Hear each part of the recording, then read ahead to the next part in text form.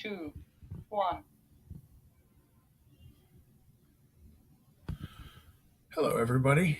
This is John Matheson, and this is the third recording.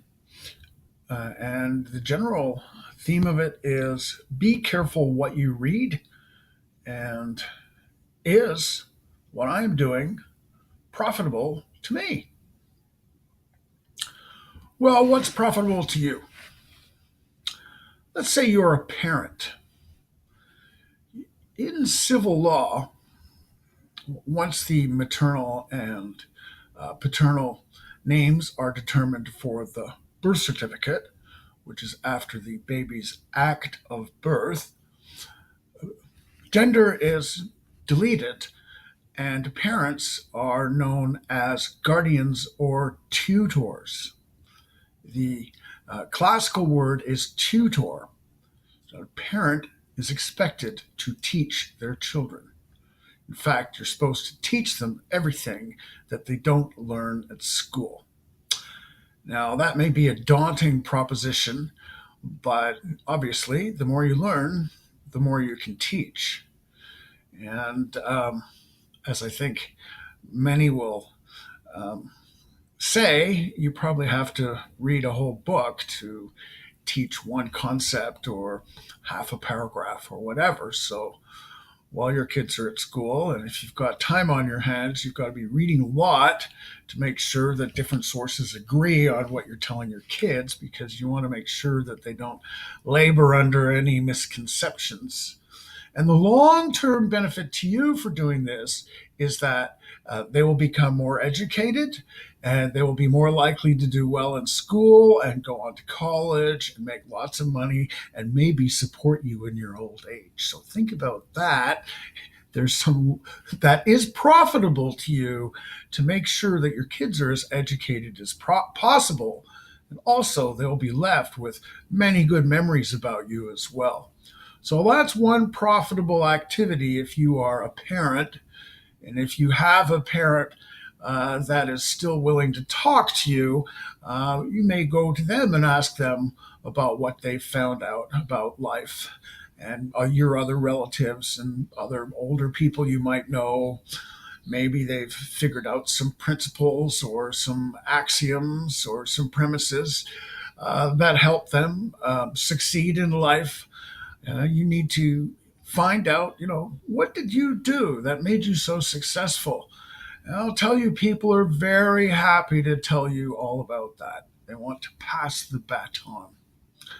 So that's one thing where it's very profitable for you is to teach your children and to go to your parents for teaching to expand your knowledge and understanding.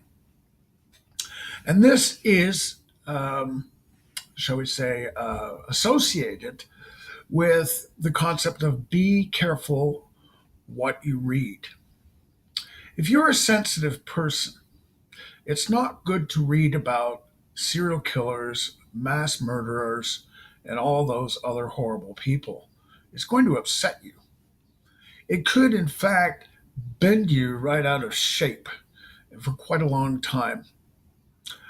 Bad images, bad visions that you get in your mind after reading um, these horrendous stories.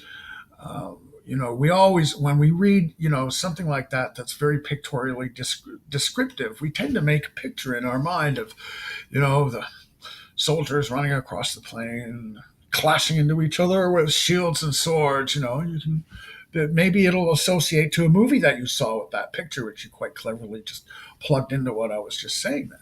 That's what we do. We make visual impressions inside ourselves, which are not the same as what we see through our eyes that we dig up. We dig up from memory.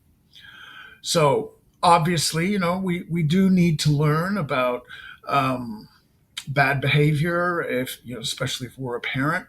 uh, we do sometimes have to touch on the unpleasant and things which violate our sensibilities, but this must be done sort of from a very academic and gradual way. You don't want to disturb your own life. And if your life is already somewhat disturbed, you do not wish to disturb it any further. So, what can you handle? It's funny, if you read about, some ancient emperor in China who killed 10 million people, is much more detached than something that happened in the 20th century. Maybe that's an evil characteristic of our species, is that we care much more about our immediate ancestors than we do about the ones that were 100 generations ago. You can just say, oh, well, 100 generations ago, that was just history. Well, they were pretty brutal like that back then, and we don't do things like that to each other anymore. Hopefully not, anyway. So, those were the times, and that's the way it was. And, slavery was inevitable, and yes, we know it was. So, when you're trying to deal with horrible subjects, you really have to approach them delicately, understand the reasons behind what the motivation was to do those horrible things, and otherwise just keep it to the straight facts. Serial killer X murdered victim Y and was sentenced to life without parole for 35 years. And keep it to that. Don't go into the personality of the criminal. Don't go into the lives of the victims, but have sympathy for them, absolutely. But try to keep it into like a narrow little box as just a fact, and maybe something that you can load into your general statistical appreciation of what it is that you're trying to study. So, put your toe in the water when you're thinking about reading things which might disturb you. Your peace of mind must be kept flat, must be kept level. It's an old trick. You build your intuition by letting the stormy emotional sea turn into a placid pond. That way, you only have an emotion when you deserve to have an emotion.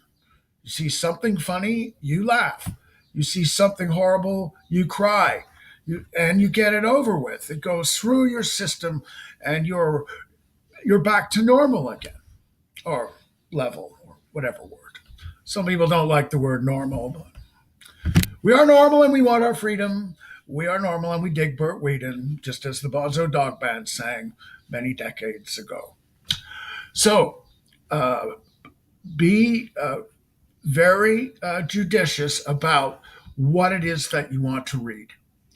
There are lots of source classical books that don't make you have to face that kind of depravity right away. There's lots of books about philosophy.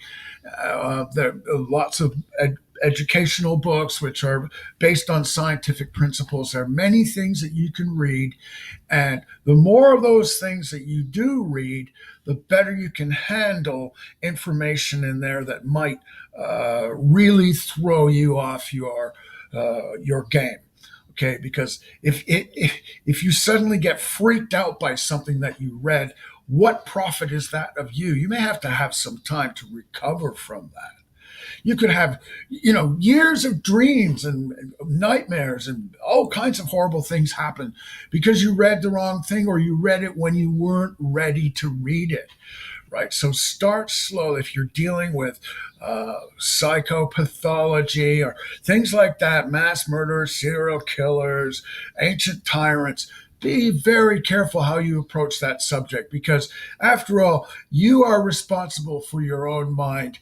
And there's no one else who can really help you with that. So be careful what you put into your mind so that you can feel better tomorrow than you did today, and not be haunted by nightmares of wickedness and sinfulness and evil and everything else.